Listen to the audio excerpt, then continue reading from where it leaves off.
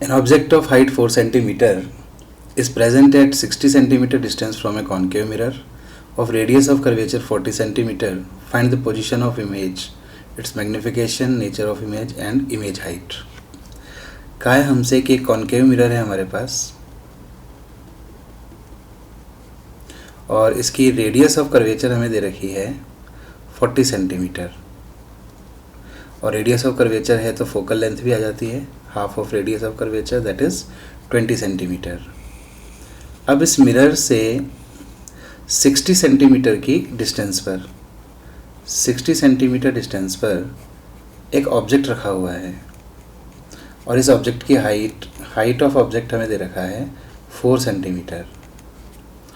सारी चीज़ें हमसे पूछ ली हैं। सबसे पहली बात पूछिए कि find the position of image, कि इमेज कहाँ बनेगी। तो इमेज फाइंड करने के लिए मैं मिरर फार्मूला यूज़ कर सकता हूँ which is 1/f equals to 1/u plus 1/v और हमने डायरेक्ट इमेज डिस्टेंस के लिए फॉर्मूला याद किया हुआ है that is uf/u minus f। तो वैल्यूज़ पुट कर दें। यहाँ पर आप समझ सकते हैं कि डायरेक्शन आपको माननी होगी।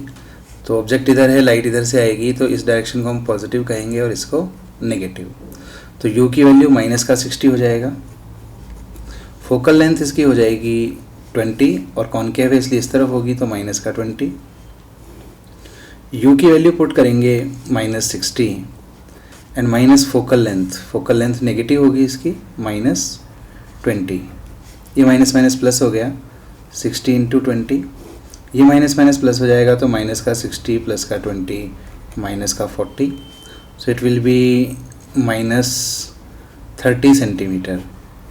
तो इसकी जो इमेज बनेगी वो मिरर से 30 सेंटीमीटर बनेगी और माइनस का मतलब है कि इस तरफ बनेगी, ठीक है ना। 60 पर तो ऑब्जेक्ट रखा हुआ था और यहाँ से 30 सेंटीमीटर पर कहीं पर इसकी इमेज बन जाएगी इस तरफ। अब इस तरफ बनने का मतलब जैसा कि मैंने आपको एक्सप्लेन किया था, इंसिडेंट रेज जब रिफ्लेक्ट होकर जाती हैं तो इस तरफ ही आती हैं और इमेज इस तरफ है तो रिफ्लेक्टेड रेज जरूर पहुंची होंगी वहाँ पर, सच में मिली होंगी। So this image will be a real image, ठीक है। और अभी आपको जैसा कि मैंने सिखाया था बिना कैलकुलेशन के आप बता सकते हैं हमारा जो ऑब्जेक्ट है वो रियल ऑब्जेक्ट है और इसकी इमेज रियल है, तो ऐसे में रियल इमेज हमेशा कैसी बनती है, इन्वर्टेड। तो हमने बिना मैग्नीफिकेशन कैलकुलेट किए भी ये बता दिया कि इन्वर्टेड इमेज बनेगी। खैर, सेकंड हमसे पूछा है मैग्नीफिकेशन। मैग्नीफिकेशन का फॉर्मूला क्या होता है? Magnification is given by m equals to, हमारे पास v आ चुका है तो मैं v की और u की फॉर्म में फॉर्मूला यूज़ कर लूँगा -v/u माइनस ऑफ v की वैल्यू है -30 और u की वैल्यू है -60, तो आ जाएगा हमारे पास माइनस का हाफ। अब आप देख सकते हैं क्योंकि m की जो वैल्यू है वो नेगेटिव है, जिसका मतलब होता है कि इमेज जो होगी वो इन्वर्टेड होगी। दूसरी बात, m का अगर मैग्नीट्यूड देखें तो वो लेस देन 1 है, हाफ, और इसका मतलब है कि इमेज हमारी डिमिनिश्ड होगी।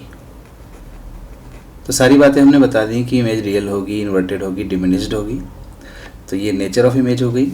और लास्ट पॉइंट हमें बताना है image height. So image height will be magnification times of object height. Magnification is -half and object height is given 4 centimeter, so it will be -2 centimeter। तो ये इमेज हाइट हो गई। Image का size 2 centimetre होगा और minus बताता है कि ऑब्जेक्ट ऊपर की तरफ था तो इमेज जो होगी वो नीचे की तरफ बनेगी, इस तरह से। So these are our answers.